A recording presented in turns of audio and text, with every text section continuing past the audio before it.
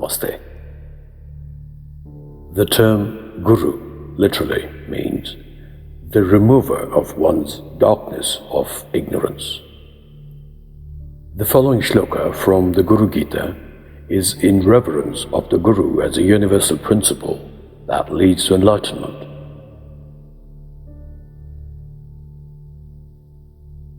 Om Brahmanandam Paramasukhadam Kevalam Jnanamurtim Dvandvatitam Gaganasadrusham Tattvamasyadi Laksham Ekam Nityam Vimalamachalam Sarvadhi Sakshibhutam Bhavatitam Trigunarahitam Sadgurum Tam Namami.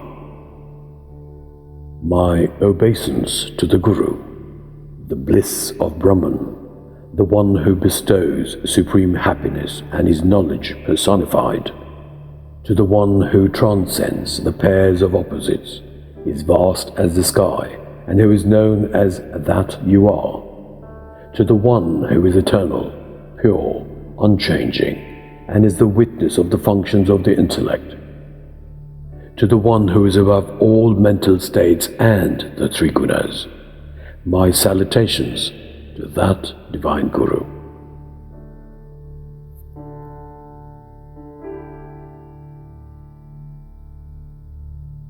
Om Namo Bhagavate Vasudevaya. Shri Ramana Maharshi's knowledge of Advaita or non-dualism was through his own experience. He laid emphasis on self-realization rather than on any other means such as scriptures or rituals to acquire divine knowledge. He taught experiential Vedanta and encouraged self-inquiry in place of philosophical speculation.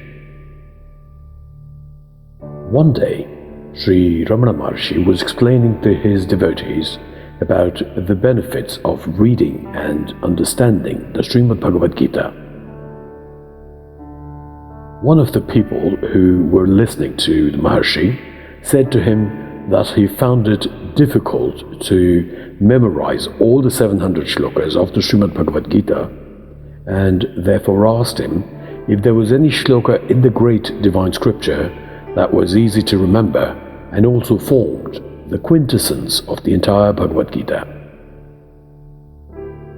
The Maharshi instantly gave him the shloka 1020 of the Srimad Bhagavad Gita. Ahamatma Gudakesha sarvabhutashayastitah ahamadischa madhyamcha bhutanamanta evacha. I am the self of Gudakesha, situated within all living entities.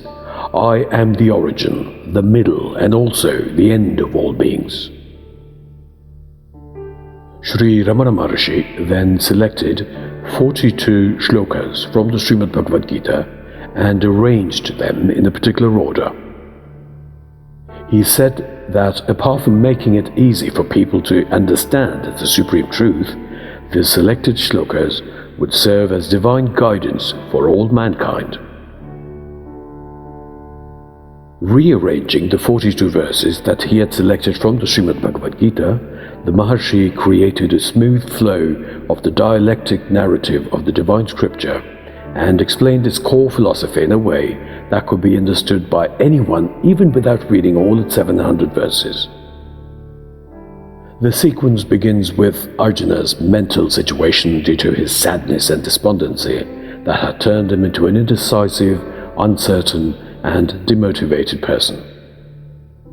In order to further simplify the understanding of the philosophy of the Srimad Bhagavad Gita through the 42 selected shlokas, I have grouped them in 10 sections. The 10 sections are: Section 1. The body, the self and existence. Section 2. The highest goal is understanding the ultimate truth of the omnipresent divinity. Section 3. Faith, the three kinds of faith and devotion. Section 4. The mind, the intelligence, the the intellect, and spiritual strength. Section 5. The fire of knowledge that burns karma. Section 6. The way to liberation. Section 7. Learning to control one's own mind. Section 8. Exclusive devotion to Krishna, being a sthitaprajna or a person of stable and steady consciousness, and the way to becoming dear to Krishna.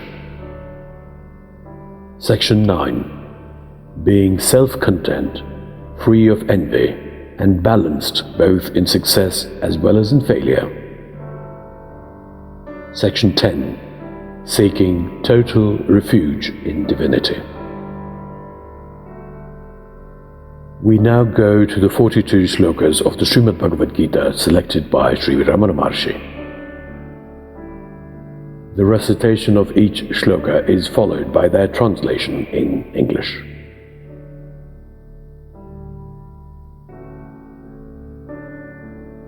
Section 1. The body, the self and existence. Shloka 1. Sanjaya Uvacha. Tam tatha krupaya vishnamashru kulekshanam vishitantamidam vakyam uvacha madhusudana. Sanjaya said, to Arjuna, who was overcome with compassion, pity and sadness, and whose eyes were filled with tears, Madhusudana, or Bhagavan Krishna, said as follows. Shloka 2. Shri Bhagavan Uvacha. Idam shariram kaunteya kshetramitya vidiyate etadyo vetitam prahuhu kshetragnya iti tadvidaha. Shri Bhagavan said, O Arjuna, the wise sages call this body the kshetra, or the field, and he who knows it, the kshetragnya, or the knower of the field. Shloka 3. Kshetragnyam chapimam vidhi sarva kshetreshu bharata kshetra kshetragnayor jnanam yatta jnanam matam mama. You should know that the kshetragnya, or the embodied self in all bodies or kshetras, is me, O Arjuna. Knowing about the kshetra and the kshetragnyas is called knowledge. Shloka 4. Ahamatma Gudakesha sarva bhuta shayastitaha ahamadischa madhyam cha bhutanamanta evacha. I am the self, O Gudakesha, situated within all living entities. I am the origin, the middle, and also the end of all beings. Shloka 5. Jatasya hidravo mrutyur dhruvam janma mrutasya cha tasmad pariharyerthe natvam shochitumarhasi. For one who is born, death is certain, and for one who dies, rebirth is certain. Hence, you should not grieve for this inevitable truth. Shloka 6. Najayate mriyate va kadachan nayam bhutva bhavita va na bhuyah ajo nityah shashvato yam purano nahanyate hanyamane sharire. The self is never born, nor does it die at any time. It does not come into existence by being born. The self is constant. It is not killed when the body dies. Shloka 7. Achedyo yamadahyo yamakledyo shoshya evacha nitya sarva gatasthanu rachaloyam sanatanaha. The soul, or the self, is indeed incombustible. It cannot be cut, nor moistened, nor dried. It is eternal, and it has been there forever. Shloka 8. Vinashamavyayasyasya nakaschit kartumarhati. You must know that that which pervades the body can never be destroyed. The soul is indestructible and imperishable. Shloka 9.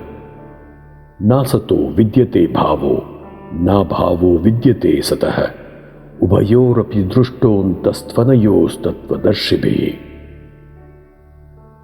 Seers who have studied both the material body and the eternal soul have concluded that the unreal does not endure and the real never ceases to be. Shloka 10.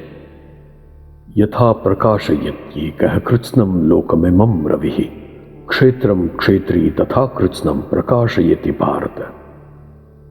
Like the sun that illuminates the whole world, the self or the soul, which is the lord of the kshetram or the body, illuminates the whole field, O Arjuna. Shloka 11. Na tad bhasayate suryo na shashanko na pavakaha yad gatva na nivartante tadhama paramam mama. Neither does the sun, the moon, nor fire illumine the supreme abode of mine. The one who goes there never returns to material life. That is my highest abode. Section 2. The highest goal is understanding the ultimate truth of the omnipresent divinity. Shloka 12. Avyakto kshara ityukta stamahu paramam gatim yam prapya nivartante tadhama paramam mama. What is called the unmanifest and the imperishable is said to be the highest goal. Those who reach it do not return to this cycle of births and deaths. That is my highest abode. Shloka 13. Nirmana moha jitasanga dosha adhyatma nitya vinivritta kamaha dvandvai vimuktaha sukha-dukha samgnir gacchantya mudhaha padamavyayam tat. Those who are free from vanity and delusion are victorious over the evil of attachment, dwell constantly in the self, have their desires completely turned away, and are freed from the pairs of opposites known as pleasure and pain, will certainly reach the eternal goal. Shloka 14. Yah shastra vidimutsrujya vartate kamakartah na sasiddhim avapnoti na sukham na param gatim. A person who disregards the teachings of the scriptures and acts under the influence of desire attains neither perfection, happiness, nor the supreme goal. Shloka 15. Samam sarveshu bhuteshu tishthantam parameshwaram vinashyatsva vinashyantam yaha pashyati sa pashyati. The person who truly sees is the one who sees the Supreme Soul or the Supreme Bhagavan existing equally in all beings, the unperishing within the perishing.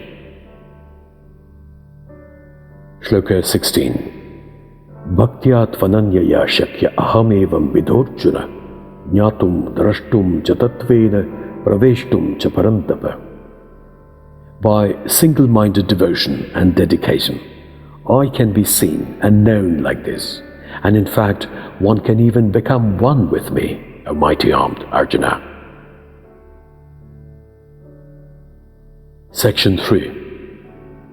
Faith, the kinds of faith and devotion.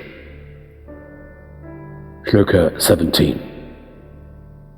Sattvanurupa sarvasya shraddha bhavati bharata shraddha mayo yam purushoyo yat shraddha sa eva saha.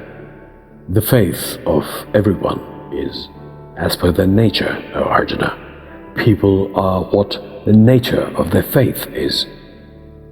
Shloka 18. Shraddhavan labhate jnanam tatparah samyatendriyah jnanam labdhva param shanti machirenadi gacchati. The person of faith and devotion who has control over the senses attains knowledge. He immediately attains supreme peace.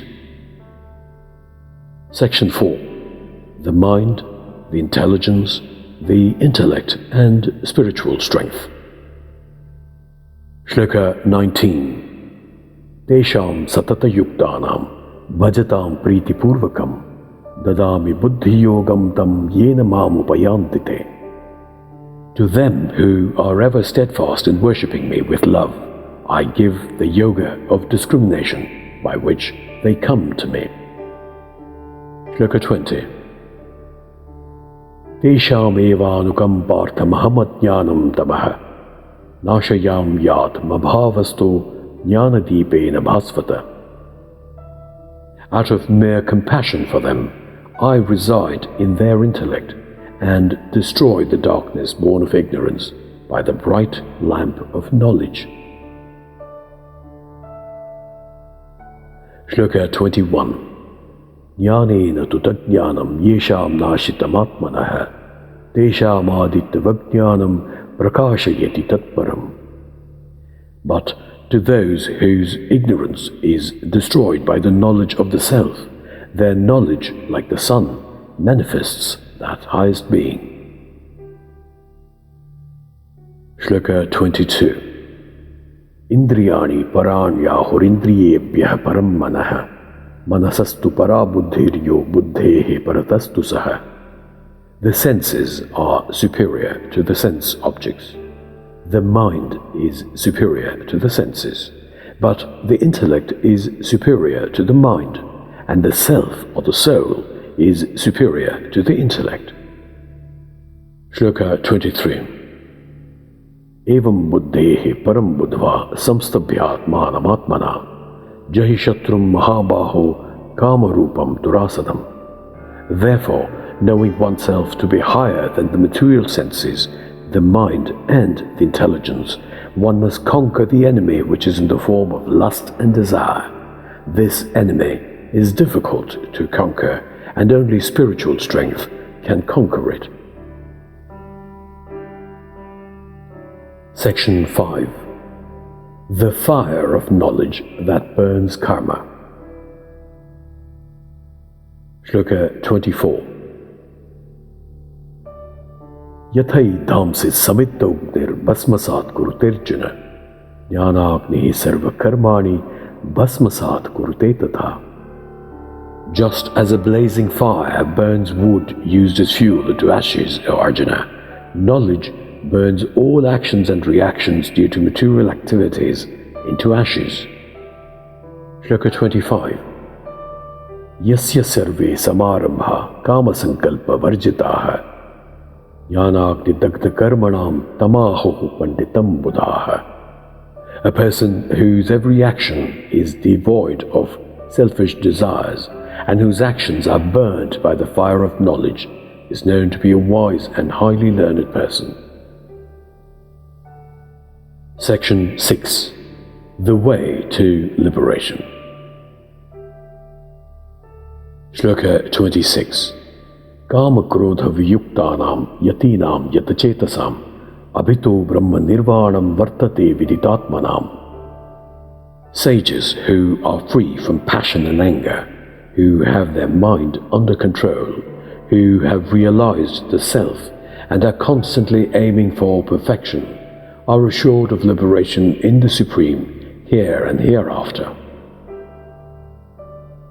Shloka 27. Shanaihi shanairuparamid buddhya drutigrahitaya atma samstam manah krutva nakinchidapi chintayet. One should withdraw little by little, establishing the mind in the self through the intellect regulated by concentration. He should not think of anything else. Section 7. Learning to control one's own mind. Shloka 28. Yato yato nischarati manaschanchalamassthiram tatastato niyamyetadatmanyeva vashamnayet. Wherever and whenever the mind wanders restlessly because of its unsteady quality, it should be restrained and brought back under the control of the self. Shloka 29. Yatendriya mano buddhir munir moksha parayanaha vigatecha bhayakrodho yah sada mukta eva saha. With the senses, the mind and the intellect always controlled, with liberation as a supreme goal, free from desire, fear and anger, the wise person is truly liberated forever. Shloka 30. Sarvabhutastamatmanam sarvabhutani chatmani ikshate yoga yuktatma sarvatra samadarshanaha. A yogi whose self is united with divine consciousness sees the self abiding in all beings and all beings in the self.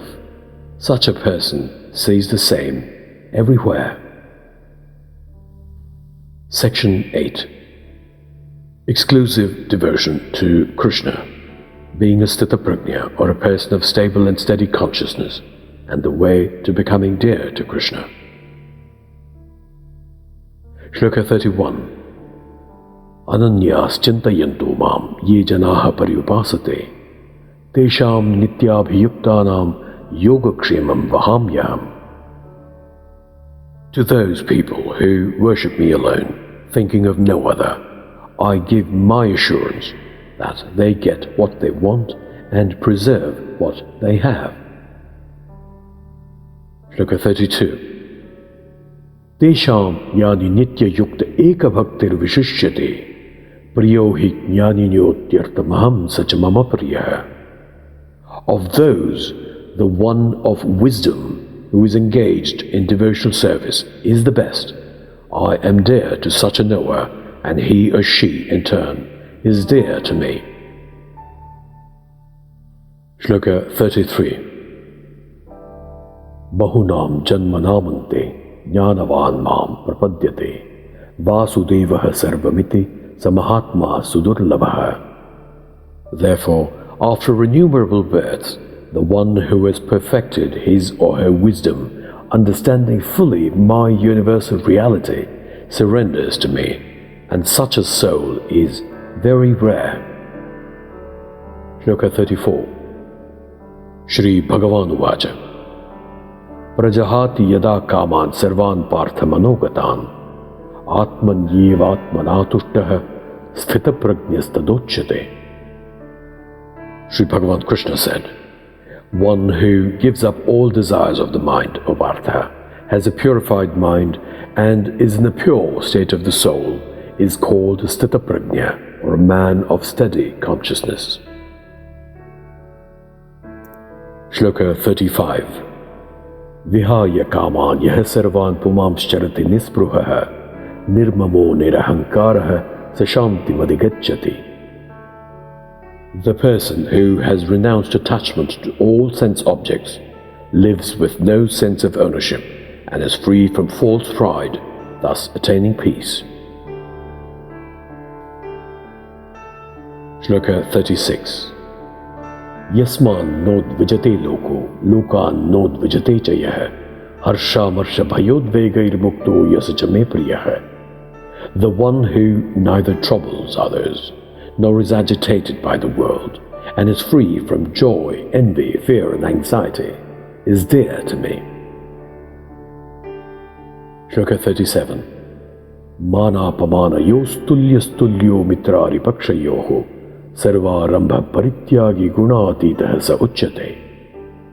He who remains unmoved in honor and dishonor is the same to friend and foe, and has renounced all actions by giving up claims of being the doer, is said to have transcended the three gunas. Shloka 38. Yastvatma ratirev syadatma truptascha manavaha atmanyeva cha santushtastasya karyam na vidyate. But for the one who delights in the self, remains self-illuminated, fully satisfied with the self, duties don't exist.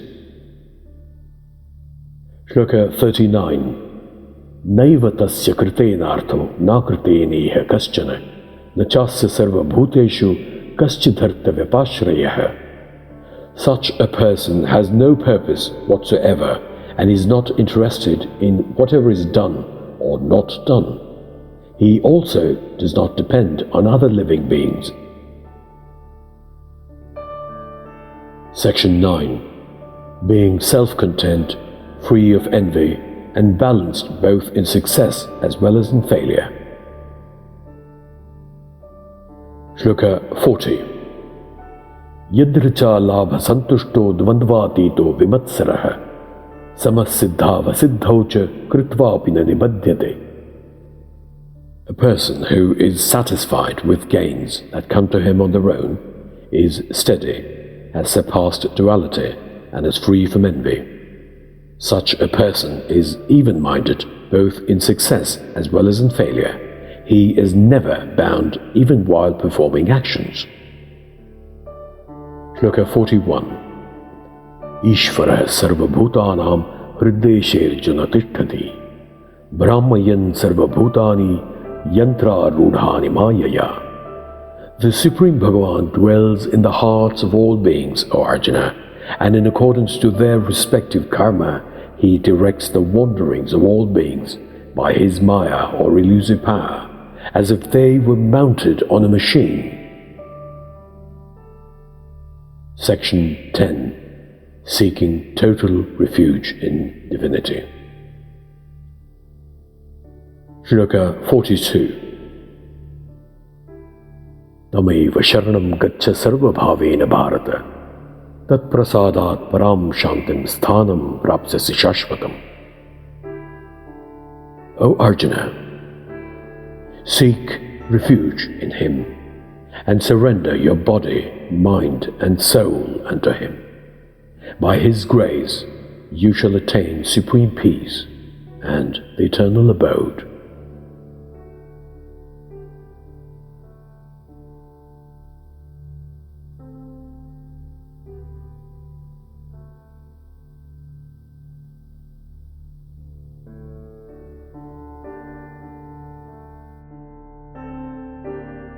May everyone stay blessed with great health, freedom, peace, happiness, and prosperity. Krishnam Vande Jagadgurum. Jai Shri Krishna.